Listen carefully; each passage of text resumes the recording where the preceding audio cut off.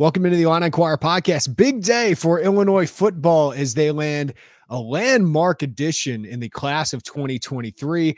Malik Elzy makes it official. The four-star consensus composite wide receiver out of Chicago Simeon announces he's going to be a Fighting Illini, and he is the highest ranked commitment Illinois has landed during the Brett Bielema era and the prep route. And Ryan Easterling joining me now to break this all down on what is a significant addition for Illinois. Former Cincinnati commit had offers from the likes of Michigan, Wisconsin, Iowa, Notre Dame. Ryan, this is a big one. What do you think this means for the Illini? Well, I think it's a reward for all the hard work they've put in on the recruiting trail for a long time. He's been a priority since the start, and this is a big tip of the cap to George McDonald for seeing this one through, even when they didn't land him the first time around. I think everyone thought that Cincinnati would be a big competition for them on the recruiting trail in this recruitment. One of his first offers was from Michigan, and with former Simeon Wolverine Chris Bryant, who was one of the first guys I even covered when I got into this, being one of their directors of player personnel up there. They obviously had a connection, but things shook out the way they did. He committed to Cincinnati, eventually backed off that commitment late in the high school season, and then everything immediately shifted to Illinois. They held off some forays from some other programs like Oregon, Tennessee, and got it done. And I think for him, the biggest thing is probably opportunity. And I'm sure we'll get into that in a bit, but kudos to Illinois for staying the course, not letting up, even when it looked like he might have gotten away from them for a while. Yeah, just to put this in the context of what Malik Elzy is we'll break down what he brings to the field, but just in terms of a recruiting win, right? We don't know who's going to be the best player that Brett Bielema lands. Like Devin Witherspoon ends up being the best player they recruit in the class of 2019 that had Isaiah Williams and had Marquez Beeson and Shimon Cooper, right? Like you never know how this ends up, but he's the Chicago Public League's top prospect, right? He's a top 5 in-state prospect according to the composite rankings. He's the highest in-state prospect Illinois has landed since Gabe Megginson in 2015. He's the highest ranked Chicago Public League prospect they've landed since Martez Wilson back in 2007. Only 2 guys from in-state since 2010 have been had a higher ranking from in-state, and that's Megginson and Aaron Bailey. Of course, not all of these work out, right? But he's a very high floor prospect. He's a very high ceiling prospect. And in a class where you already have Caden Fagan, a top 5 composite guy, in a class where it took Michigan to keep you from getting Jair Hill, Deacon Tanielli, and Roderick Pierce, Ryan, like the in-state progress this staff has made is phenomenal. And this is just the commitment, I think, even more than Fagan, that kind of reaffirms yourself as a major in-state player. George McDonald said to Malik Elzy, Malik told me this a year ago, that George McDonald said, I'm going to recruit you harder than anybody for 2 years until you sign. And here you go. It pays off for Illinois. And I think obviously the offensive progress has helped here, but all the in-state effort seems like it's led to this. Oh, yeah. And that's one of the things we talked about when Bielema first came on staff here at Illinois, is that it's going to take some time for them to really turn things around in state. And more than time, it was going to take on-field progress. And this year, going 8-5, they had the 8-4 regular season, a hot start 7-1, showed that. And so they had something to sell on the trail to these guys that wanted proof in the pudding, right? They wanted to see that it wasn't just lip service. It wasn't just promises that things were going to get better. They actually showed progress on the field. And that is what's starting to appeal to some of these higher rated recruits, some of these guys in state that for a long time, 1, weren't prioritized, and 2, didn't see the results of what they were able to do on the field. So I think this is really the fruits of that, in that they were able to make that progress on the field and also show that prioritization and that commitment to the state again. And I think we have to remember when Malik Elzy committed to Cincinnati, it made sense from his perspective. Like everything I heard is Illinois had done great. And his heart was kind of with Illinois, but when you're kind of making that decision in June, Cincinnati's coming off a college football playoff berth. Cincinnati's coming off Desmond Ridder getting picked in the 3rd round as a quarterback, Alec Pierce, a Chicagoland guy, getting picked in the 2nd round as a wide receiver. And Illinois had one of the worst passing offenses in the country under Tony Peterson. And we got to remember when he decommitted from Cincinnati. I think Illinois was 6-1 coming off that Nebraska win, or they were 7-1 right in there. And Barry Lunney, despite taking, I guess, some arrows from Illinois fans, and understandably, wasn't perfect in year one, but it was a competent passing offense. Tommy DeVito set a few records, single season records for Illinois. And you saw guys like Pat Bryant, Casey Washington, and Brian Hightower just entered the transfer portal, all have career years. Isaiah Williams had a career year. Can they get better? Absolutely. But we saw a level of competency, and I think you saw his heart, which was kind of with Illinois. That didn't win out the first time around, but then once he saw some production on the field, I think it became clear to Malik that he could have success in this offense and at Illinois. And if he felt that strongly about George McDonald and Brett Bielema, and I know Nate McNeil, the recruiting high school recruiting director, did a really great job here. I think he just felt like, hey, now the sell is complete and I can go with where my heart was. Yeah, and you look at how the quarterback play this year elevated the wide receiver play, and I think you could say it can work the other way as well, where wide receiver play can help elevate quarterback play. And you've seen they've been able to stack a great transfer prospect in Luke Altmaier in there, and so now being able to play with him is just an added cherry on top. And his commitment came before Elzy's commitment came, so it wasn't that Elzy was necessarily waiting to see what happened with the quarterback position. He had bought in, but together, those guys combined, I think, really give you a great potential tandem for the next few years in that passing game, just to be able to elevate the floor and elevate the level of the offense. And it's risen somewhat because of the play calling, but they're also starting to get the personnel that allows them to do what they really want to do. Yeah, and I think you and I agree, Ryan. Like, Malik Elzy is the exact type of personnel they need in that wide receiver room. And on the video portion of this podcast, like, starting to play his YouTube or Huddle film here, Malik Elzy is a fantastic prospect, right? Like, the type of wide receiver prospect Illinois hasn't had in a while. I saw him live as a junior. What really stood out to me, Ryan, was his physicality at the position. He was playing JCA at the time, his first game as a junior. And some of the stuff I loved about him on defense is he brought the hammer, and he's obviously added a lot of strength. 6'3", over 200 pounds. I think he weighed in at 204. So he's ready to play physically. Needs to continue adding strength as well. But a guy that can go high point it, uses his great length, 33-inch arms, which is above average in the NFL, according to the combine numbers. And then he's got maybe not burner speed, but he's got enough speed, and it feels like he's got the acceleration to make people miss a little bit. What do you see? What does he bring to this wide receiver room? I think the thing that stood out to me the most is his catch radius. I mean, you said that he's got long arms. He's a great jumper.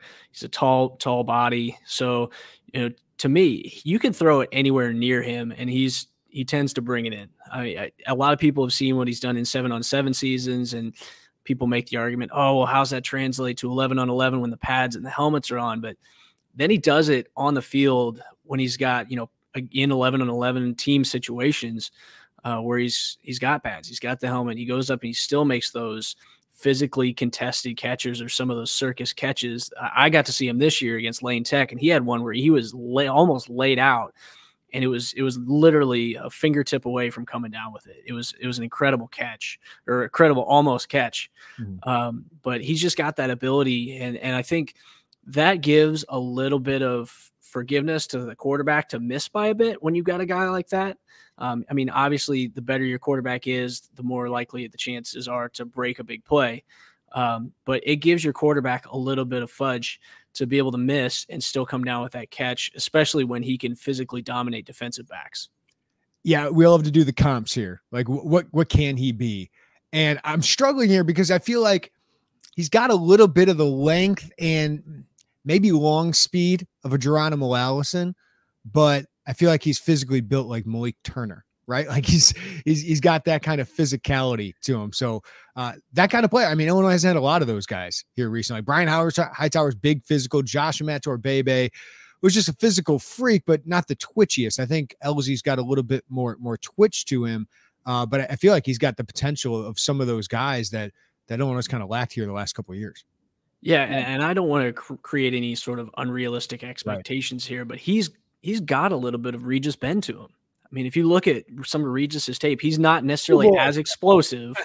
He's not as explosive. And I know Regis was a 5-star, but if you look at him, like similar body types, similar kind of movement in space, like he does a little bit of the same stuff. So it's tough because Illinois hasn't had many receivers like this. Right. And so when you're making a comparison, you're having to get a little bit off of or out of the box. But, you know, what I saw was a little bit of that because they would throw it to Regis in space. And Malik this year, a lot of times got it in space because, and I'm not slighting their quarterback at all, but they don't necessarily have the strongest quarterback play at Simeon. He's a good player and he's been able to make the offense move. But, you know, they found a lot of different ways to get it to Elzy. And it wasn't just deep balls. There were a lot of times that he caught screens and was able to make a lot out of a pretty short play. So what I like about him, Ryan, he's going to block because he certainly did that for Andre Cruz, who's really good running back, one of the best running backs in the state this past year. And in this offense, you got to be a willing blocker. And I think that really helps you for the NFL. If that's where you want to be, because you're going to have to do that. I think he could be a tremendous asset in the blocking game, which we know under Brett Bielema. Like, I think Barry Lundy's going to throw it a little bit more without Chase Brown moving forward, but they still want to be a running physical offense. And I do think Malik Elzy can be a plus there. Yeah, and as they start to add more of these receiving threats, these viable receiving threats to the receiver room that can stretch the field, I think you're going to start to see this offense look a little more like what the UTSA offense did under Lunny in his last year there, where they had Zachary Franklin and some of the other guys in there that could stretch the field, go up and make contested catches, but they still didn't get away from the run game fundamentally. They had a quarterback that was at least somewhat mobile, and was it Frank Harris? I think his name was. Yeah. And, you know, obviously the running back, I think it was Sincere McCormick. I mean, it was a very balanced attack, but it definitely had more threats in the passing game than what we saw this year from Illinois. And I think now that they've got guys like Elzy and then they've got some other guys that can start to stretch the field and give them more high percentage catches, you're going to start to see a little more of that flavor that Lunny had his last year at UTSA. And right now in our huddle video, we got to the punting portion for Malik Elzy. So if you want a little bit of a weapon there, you can have the punting of Malik Elzy. Or a fake punting weapon. Yeah, absolutely. Absolutely. So, Ryan, like Illinois loses Brian Hightower. Pat Bryant's back. Casey Washington should be back. Isaiah Williams should be back. That's a nice solid floor, like better than Illinois has had in recent years. But there certainly is opportunity to make an immediate impact, whether it's Colin Dixon, whether it's Malik Elzy, Kanari Wiltshire. You have a young group coming up. We'll talk more a little bit about what George McDonald has done in that room. But do you expect Malik Elzy to make an immediate impact for Illinois? I don't think he's going to be one of their leading receivers, but I think he has a chance to have a pretty significant contribution as a freshman. And it's tough to come in and do that, but physically, I think he's pretty well prepared. It sounds like he's enrolling early, which I think is the case. So if he's enrolling early, that gives him a few months to get physically dialed up for, the fall season. I could see him being, maybe a few 100-yard receiver, catch a few touchdowns in the red zone. And I think that's probably the biggest thing he brings that this team really lacks in, and they really struggle at this year, is a red zone threat. Because when you look at his tape and the number of times that he just goes up and gets the ball in contested situations, Illinois really struggled to finish drives. And I think sometimes it was because they became too predictable down near the goal line with the run game and just couldn't punch it in. So when you have the ability or have the versatility to not only run the ball well, but also throw it up to a guy like that, I think that's going to give him some opportunities to be a jump ball guy, be a threat in the red zone and potentially score a few touchdowns. Yeah, I think he's a guy that can get into the rotation. Is he going to be one of their leading receivers? I mean, I would go with Isaiah Williams and Pat Bryant is those top two options. And Casey Washington, just a vet. He's reliable, all those things.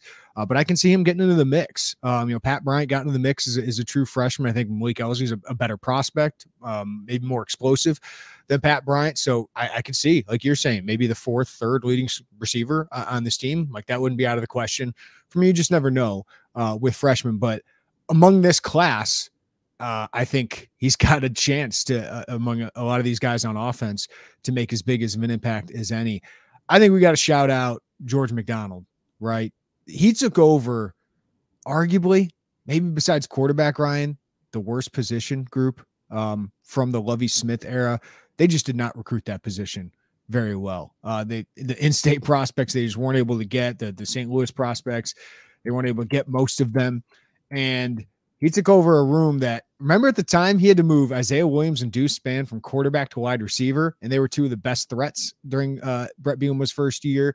They had Caleb Griffin move from kicker to wide receiver during the spring, and two of their top guys were Casey Washington and Donnie Navarro.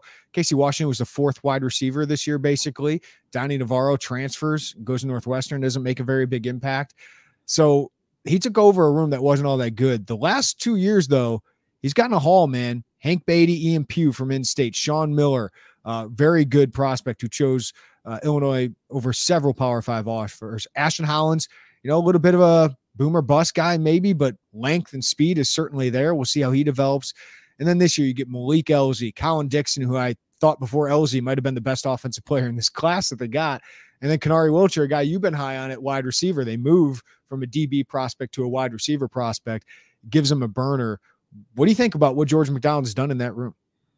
Well, I don't know if he's maybe made enemies with some of the other coaches because he keeps stealing all their best players. But no, I think what he's done is he's put together a pretty good, diverse group. It used to be that Illinois had just like a lot of tall, slow guys. They've switched it up. I mean, obviously Isaiah Williams had a really productive year this year, but besides him, there weren't a whole lot of guys that really put together big stat number years. And some of that, it's just a matter of rhythm and consistency. And some of that can be play calling and the flow of the games. But you look at what they've got now. They've got a variety of different threats in guys like Dixon, Elzy, Pat Bryant that have that height and that length to go out there and get the ball. You've got fast guys like Isaiah Williams and Kanari Wilcher. Wilcher, I think, probably takes a little bit of time to develop just to get physically where he needs to be. Especially if he's ever going to be relied upon to be a blocker, but they've got guys that can get it. And then they're proven guys that at the high school level have had that production. So Dixon and Wilcher were both 1,500 plus yard guys as seniors. And then you've got some developmental guys, like you mentioned, that have those tools. Like Hollins is really fast. He's tall. He's just not as physically built as some of the other guys are, but that's when you've got other depth in the room, that gives you the luxury of having time to get where he needs to be. And then same thing, like Ian Pugh was a contested recruitment. That was Illinois and Iowa fighting it out, and he's a good prospect. He's just a little bit slender right now. So as he continues to stack that weight and get bigger, I think he can be another guy that there's 3 guys lining up, they'll be able to throw ID of different guys out there. Yeah, I look at this group and, in the slot, you got Isaiah probably for another year. You get Hank Beatty and Kanari Wilcher behind him, right? And those guys maybe give you a little bit of something different. Kanari just pure burner. Hank Beatty, ridiculous hands, really good route runner. Then the outside, you have Malik Elzy now with Ian Pugh and Ashton Hollins, kind of as those long, slender, you hope take the top off of defense, win some contested catches. And then I kind of see Sean Miller and Colin Dixon as kind of these versatile guys who can kind of work everywhere. I just think that's as deep of a room, at least in talent. And then you develop them. And George McDonald has a really good history of development dating back to, NC State, going back to Syracuse. Like, he's done really good at this as coach at the NFL level, and you've seen him get more out of the wide receivers that he inherited than the previous staff. So I think he's doing a really good job. I think outside linebacker, the staff has done a really good job of building up young depth, offensive line. But wide receiver is and defensive back, of course, but wide receiver on offense, you feel almost probably as good as any. Running back, they're doing a good job too, but I just feel like compared to where they were, Ryan, it's just a major step forward in recruiting talent to this position. Yeah, I would say the two groups that have probably made the biggest jump on this roster have been receiver and offensive line. They've had some good offensive linemen. They've had some good offensive lines, but I feel like the depth of the offensive line has really taken a big jump. But to your point, receiver has probably improved the most of any other groups on the team. Sans maybe quarterback. But the receiver group, now that they've got this meaningful depth, they've got 7-8 guys they can put on the field and feel confident that they can go out there and execute these plays. And then they've got some of this top end talent that's actually going to be able to go out there and really make plays, win contested throws, and be reliable. I think that's the biggest thing. Is it was the last few years there have been drop problems. They've had missed routes, things like that. The group that's in there now, I feel the coaches probably have a lot more confidence in, which is going to allow them to open up the playbook more, and which I think will also allow Barry Lundy to be more creative, and then they can hopefully that translates to moving the ball more effectively through the air. This group does lose Brian Hightower, who I thought had a really nice season. Didn't play in the bowl game. Preppy almost said it was a hamstring injury. I think he was covering for Brian, but Brian was there with his team. He's got an extra year of eligibility because he redshirted last year, which was kind of a lost year for him. I saw he's visiting UCLA. He's an LA native. That would make some sense for him. So I don't want to poo-poo that loss. I mean, he's a proven guy who can produce for you at the wide receiver position. Big, physical. One of his best catches of the year, called back against Indiana. But that's a loss. But I do think it's a replaceable guy. Pat Bryant takes a step forward. If Ian Pugh or Malik Elzy or Colin Dixon makes an immediate impact. But do you think Illinois should go after a transfer wide receiver? Because they certainly could use somebody who can create some separation. We saw during the bowl game outside of Isaiah Williams, that is still an issue for this group. I could see them potentially doing it. I think they've got bigger needs. But if the space is there and the right guy falls into their lap, then by all means, I think it could be a value add. But like you said, I think they've done a good job of filling that void with some of the prospects they've landed between Dixon and Elzy. I think one of those two guys, or between the two of them, they can probably at least replace what Brian Hightower was bringing potentially as soon as this year. But like I said, if the right guy falls into the transfer portal, or if they get an opportunity to add somebody, I could see Bielema being opportunistic and jumping on that, just knowing he has a chance to improve his offense. I don't think he's the type of person to pass up an opportunity like that if he knows it can make his team better. He's just competitive like that. So Malik Elzy currently with this commitment puts Illinois in the top 40 nationally. And I believe top 8, top 7 in the Big Ten in the recruiting rankings. Just to put that into context here, Ryan, Illinois has not had a top 40 class since 2009, right? So I know there's some misses that you'd love to have back, especially Roderick Pierce or Jair Hill, especially some of those in-state guys. But this is just a gradually improving recruiting operation, and you're starting to win some of these bigger battles against Big Ten rivals, whether it's Wisconsin or Iowa. Still got to beat Michigan. But hey, they're back-to-back Big Ten champion and back-to-back college football playoffs. So it's going to be difficult for Illinois to do that. But man, if you told me before this year that Illinois is going to land Caden Fagan, Malik Elzy, a bunch of their guys that they got in on official visits in June, I'd say that's a pretty dang good class. So if we're grading this class, I'm probably saying, B+. Sabur Kareem to me is a monster addition. I think he's a phenomenal prospect.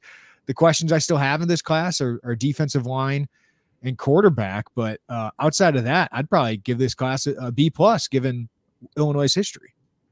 Well, I think that's fair, especially when you look at just what they had to sell early in the cycle. They closed really well in this class, and they had a couple of hot streaks in there. But when you look at recruiting as a whole, so much of it starts so early. And when they first started recruiting a lot of the top guys that they missed out on in this class, they really didn't have a whole lot to sell. They were having to say, hey, we're going to get better. We're going to get better. And then by the time they did get better, there were a lot of guys that were already way down the road in their recruitments with other schools. So I think as much as they were able to improve this year, if they can stack another really good season on top of what they did this year, they're going to be in the conversation for some more high-level talent, because they've been able to get in on the ground floor of some of these recruitments now while they're relevant, while they're successful. They're not trying to sell 3-9, 4-8, 5-7 anymore. They're selling 8-5 to guys that are in the 2024, 2025 classes. One guy in particular who I think we're going to need to keep an eye on over the next couple of years is Elzy's teammate, Chris Burgess. That was a guy that they got in on early. They had him down for a camp, offered him. I think it was his second offer. I want to say Michigan was the first. It was Akron. Akron. I don't think Michigan's even offered yet. But yeah, I know they've been involved and he's visited a couple times, but that's a guy that that Illinois has done well with because they got in early, and when they got involved, things were on the uptick. And, beforehand, I would have thought, oh, there's no way, like, he's just going to end up somewhere else. But like, they're starting to gain traction with some of these guys because they're recruiting better, or they're playing better. And I think because they're playing better, they're able to recruit better. Yeah, and if we're looking ahead to 2024, they already got one commitment from a solid 3-star offensive lineman, Brandon Hansen, out of Mundelein, Illinois. I think that's a solid first get in this class. It's going to be fascinating to see how this class, they've had, just to put this again in context, Illinois signed 0 in-state prospects in the class of 2020. The first 2 full years of Brett Bielema being the head coach, they've signed 20. And Brandon Hansen's committed, so that's 21. But it's going to be interesting to see how that builds upon itself moving forward. Some of the guys I have highlighted in the 2024 classes, Lyons Township defensive lineman Eddie Turk. He's an Illinois, I guess, legacy. His dad went here. His sister attends here. He's visited here multiple times, along with a bunch of other Big Ten schools. Tyshawn Griffin out of Morgan Park, our Chicago Public League kid. Luke Williams out of Naperville North, the teammate of David Alano, the kicker. He's a wide receiver. Marcus Easley out of Kankakee. Illinois just offered. He's gotten a rush of offers. And Darian Dupree out of Mount Carmel, which Illinois has done pretty good in the Chicago Catholic League. Some of those top 5 guys in this class, I feel like Illinois is behind on, even though they offered early. But that group of guys, the guys 5 through 15 in this 2024 class, I think Illinois is off to a good start, and we'll see how landing a guy like Malik Elzy, Caden Fagan, some of these other Chicagoland kids, and what 8 and 5 can do for them in this 2024 class, Ryan. Yeah, I mean, in the last decade, it's been crazy to see how they might have only signed 2 or 3 in the top 25 in the state. And now they're regularly in contention for double digits in the top 15. So to your point, the top 5, I think in 2024 is gonna be tough sledding. They were a little bit behind. They offered early, but it was, as far as the clout that they had when they started recruiting these guys, I think they were a little behind. If you look like Christian Bentancur, Justin Scott, Cam Williams, Grant Steck, those are guys that I just don't know that they were really ever able to get that traction with early on enough. But, I think they've done really well with that next group, and those guys are quality players. I mean, Amarian Stewart for Bolingbrook is an incredible player. Marquise Easley has blown up. Tyshawn Griffin is a huge play threat, and he plays a lot of different positions. So there are a lot of great players with a bunch of offers. And, Illinois high school football has a pretty deep 2024 class. It's not just a handful of guys up top and then the rest is all MAC level players. They've got a lot of guys that are sought after. And the level of competition for recruiting in the state of Illinois has gone up. So, Illinois and Brett Bielema, they're going to try and defend that turf. And I think that's something that Bielema made very clear when he came in, was Illinois is going to be a priority. We need to try and seal the borders as much as we can. I mean, I don't think it's realistic to expect that they shut it down entirely, but they need to be able to get their share of the top talent year over year. And I think that is what's going to be the foundation. And when he came on, we said this would be the foundation of how they turn this around. And I think they've proceeded that way. I think it's been the way that they've been able to really start to turn things around and build that pride and that favor within the state. And that's been able to elevate the profile of the program starting at home. Yeah, definitely a lot left in this offseason. We got big NFL draft decisions. Tariq Barnes comes back. I think that's a nice get back, team captain, a guy in your front 7 you can count on. So that linebacker group, when you include the outside linebackers in it, with Tariq Barnes, we'll see what CJ Hart does. But Kenena Odaluga coming back. And then you add Seth Coleman, Gabe Ackus. You're feeling good about that. We'll see what the law firm of Keith Randolph and Johnny Newton decides. And some big decisions on the offensive line with Julian Pearl and Isaiah Adams, who had a fantastic season and has gotten some good NFL draft feedback. But the hope is that he comes back and potentially could be a day 1 or day 2 pick in 2024. So some big decisions coming up here with Illinois football. And that certainly will impact what happens with the transfer portal. One guy I want to mention, it's a guy I watched camp at Illinois, a normal Illinois native, Marcellus Johnson, out of Eastern Michigan, told me he's visiting Illinois at some point this weekend. He's got about 5 visits set up. Visit Auburn, which just got another transfer offensive lineman. He's going to visit Missouri and a few other schools, but Illinois in the mix there. And I can't argue, Ryan. Upgrade offensive line as much as you can, because I think Avery Jones is going to be an upgrade at center. If Julian Pearl and Isaiah Adams come back, those are 2 potential pros. Then you think Zy Chrysler can improve going into his second year at the Big Ten level as a junior. If you can add a guy like Marcellus Johnson to that group as well, this offensive line could be even better than it was this year. Yeah, I mean, they were in the conversation as a Joe Moore semifinalist offensive line. So obviously they had played a lot better. And some of that is credit to Bart Miller for developing some of these guys, because, they had a lot of good players, but it seems like, at least for the most part, the offensive line took that jump. And, as great as Chase Brown was, a lot of that is due to that offensive line as well. But as I mentioned on the same thing with the receivers, if Brett Bielema feels there's an opportunity to elevate the quality of his offensive line, I think he's going to do it. I think he'll take that opportunity to add a key piece, and they've got some guys that can flex to more than one position. So if there's somebody that's available at a certain position and they can move some pieces around to make that work and get their best 5 out there, I think they'll do it. And it doesn't hurt, especially, I think you kind of have to recruit Johnson, whether you know what Pearl and Adams are going to do or not, because if you start later, once you find out, you're already too late. So get in there, be in the picture, make your pitch. If you land them, great, figure it out. I don't think you want to be playing catch up later and then be left empty-handed. Yeah, Marcellus Johnson, 1 year of eligibility, played at Eastern Michigan, started a bunch of games, could play tackle, but also could play guard. And Isaiah Adams certainly has that flexibility to play guard or tackle. And hey, listen, Jordan Slaughter, maybe an opportunity in his final year of eligibility, but hey, I'm upgrading if I can. So I'm not going to apologize for that. Defensive line obviously could be a huge transfer need if Johnny Newton or Keith Randolph or both go pro. That certainly become a huge position in need. Outside of that, Ryan, I think the position we should talk about, we've talked about receiver a little bit, running back. I think we got to bring that up, right? Because Reggie Love, I think we saw, can be solid. Is he a number 1 workhorse back? That remains to be seen. Josh McCray, we saw flashes of it as a freshman. This was kind of a lost year for him. Never looked the same with those injuries.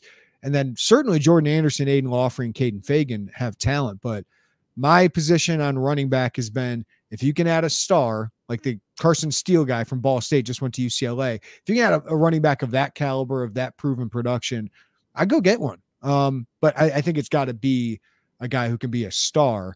It's just enticing because Illinois can certainly sell that running position pretty dang well, given what Chase Brown and Brett Bielema has accomplished throughout the career. Yeah, and I think part of the reason that we have some uncertainty at the running back position is because Chase Brown had 324, I think it was, carries this year. That's a lot. And that means that those are carries where other guys aren't necessarily getting the ball that much. So, Chase Brown was their every down back. And until he was gone, we really didn't get a chance to see, okay, what else we got here. Like Reggie Love got some limited touches. He carried the ball more in the Northwestern game and looked solid. I thought he had some really good runs in that game, but they haven't had a workhorse outside of Chase Brown, and they really rode Chase Brown this year. And I don't know if this offense is necessarily built around having a single workhorse back. Obviously, it worked fairly well this year with Chase Brown leading the country in yardage, but he had a lot of carries. So if anything, I think if you do have an opportunity to add a back, it also helps split the load. Because, Josh McCray was hurt a little bit this year. Aiden Lawfrey has dealt with injuries a lot. Fagan's not proven yet. He's going to be a true freshman. Jordan Anderson, I have high hopes for, but he's unproven at the college level. So you don't really know what you have. Like, this is going to be a who's going to step up year. I think the clubhouse leaders are McCray and Love. But largely, as 3 down backs, they're unproven. McCray certainly looks the part. Reggie Love is built well for it, but who's going to step up? And if you have an opportunity to add a guy or make that sell where you say, hey, look what Chase Brown did, we think you can do the same, I think you do it, but only if it's the right guy. I don't think you bring in another running back to say, hey, we think you can be 1,000-yard back here or, hey, we want you to split carries with these guys. I think it's got to be a prime candidate to fill that void that Chase Brown is leaving. And I don't think it's a multi-year guy. It's probably a one-year guy that's looking to have one hot year and then probably skip to the league.